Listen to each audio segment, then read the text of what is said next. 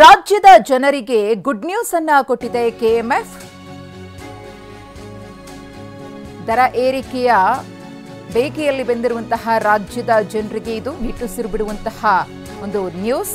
ನಂದಿನಿ ಮೊಸರು, ತುಪ್ಪ, ಬೆಣ್ಣೆ, ಲಸ್ಸಿ ದರ ಇಳಿಕೆ ಸೆಪ್ಟೆಂಬರ್ 22ರಿಂದಲೇ ದರ ಇಳಿಕೆಯಾಗಲಿದೆ. ಸೆಪ್ಟೆಂಬರ್ 22ರಂದೇ ಹೊಸ ದರ ನಿಗದಿ ಮಾಡುವ ಸಾಧ್ಯತೆ ಇದೆ. ಜಿಎಸ್ಟಿ ಕಡಿತ ಬೆನ್ನಲ್ಲೇ ಕೆಎಂಎಫ್ನಿಂದ ಸಿಹಿ ಸುದ್ದಿ ಸಿಕ್ಕಿದೆ.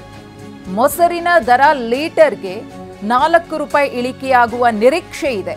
ನಿನ್ನೆಯಷ್ಟೇ ಸಭೆ ಮಾಡಿದ್ರು ಕೆಎಂಎಫ್ ಅಧಿಕಾರಿಗಳು.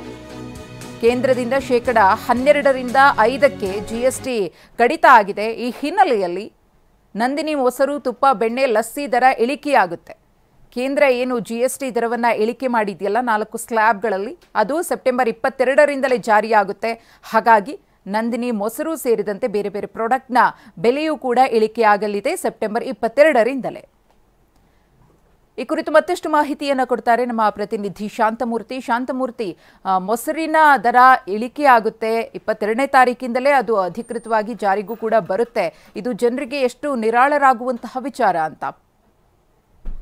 ಈಗಾಗಲೇ ಏನು ಹಾಲು ಹಾಗೆ ಹಾಲಿನ ದರ ಉತ್ಪನ್ನಗಳ ಏನಿತ್ತು ಆ ಒಂದು ಉತ್ಪನ್ನಗಳ ದರ ಏರಿಕೆಯಿಂದ ರಾಜ್ಯದ ಜನರು ಕಂಗಾಲಾಗಿದ್ರು. ಇದೀಗ ಜಿಎಸ್ಟಿ ಇಳಿಕೆಯ ಬಳಿಕ ಜನರಿಗೆ ಗುಡ್ ನ್ಯೂಸ್ ಕೊಡೋದಕ್ಕೆ ಕೆಎಂಎಫ್ ಸಜ್ಜಾಗಿರುವಂತದ್ದು. ಅದು ಸೆಪ್ಟೆಂಬರ್ 22ರಿಂದ ನಂದಿನಿ ಮೊಸರು, ತುಪ್ಪ, ಬೆಣ್ಣೆ, ಲಸ್ಸಿ ಹಾಗೆ ಬೇರೆ ಬೇರೆ ಏನು ಉತ್ಪನ್ನಗಳಿದೆ ಆ ಒಂದು ನಂದಿನಿ ಉತ್ಪನ್ನಗಳ ದರವನ್ನ ಇಳಿಕೆ ಮಾಡೋದಕ್ಕೆ ಈಗ ಕೆಎಂಎಫ್ ನಿರ್ಧಾರವನ್ನ ಮಾಡಿದೆ. ಇದು ಆ ಒಂದು ರೀತಿಯಲ್ಲಿ ಜನರಿಗೆ ಗುಡ್ ನ್ಯೂಸ್ ಸಿಕ್ಕಂತಾಗಿದೆ. ಯಾಕಂದ್ರೆ ಈಗಾಗಲೇ ಜಿಎಸ್ಟಿ ಏನೋ 22% ಜಿಎಸ್ಟಿ ಕಟ್ತಾ ಇದ್ರು. ಆ ಒಂದು ಜಿಎಸ್ಟಿಯ ದರವನ್ನ ಕೇಂದ್ರ ಸರ್ಕಾರ ಇಳಿಕೆ ಮಾಡಿತ್ತು. ಅಂದ್ರೆ 12%ಗೆ ಇಳಿಕೆಯನ್ನ ಮಾಡಿತ್ತು.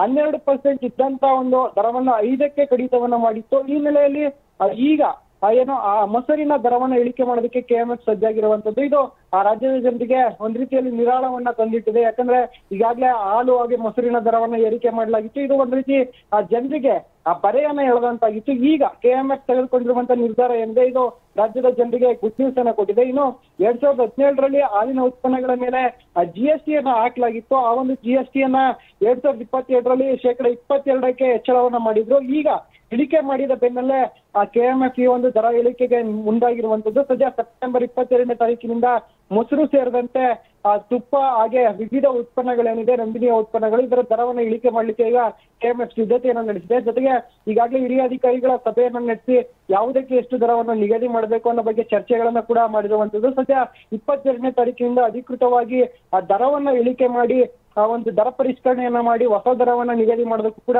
ಕೆಎಂಎಫ್ ಸಜ್ಜಾಗಿದೆ. ಒಂದ್ ರೀತಿಯಲ್ಲಿ ಈಗಾಗಲೇ ದರ ಏರಿಕೆಯಿಂದ ಬಳಲುತ್ತಿದ್ದ ಜನರಿಗೆ ಗುಡ್ ನ್ಯೂಸ್ ಕೊಟ್ಟಂತಾಗಿರುವಂತದ್ದು. ಮಧುಶ್ರೀ, ಧನ್ಯವಾದ ಶಾಂತಮೂರ್ತಿ ತಮ್ಮ ಮಾಹಿತಿಗಾಗಿ.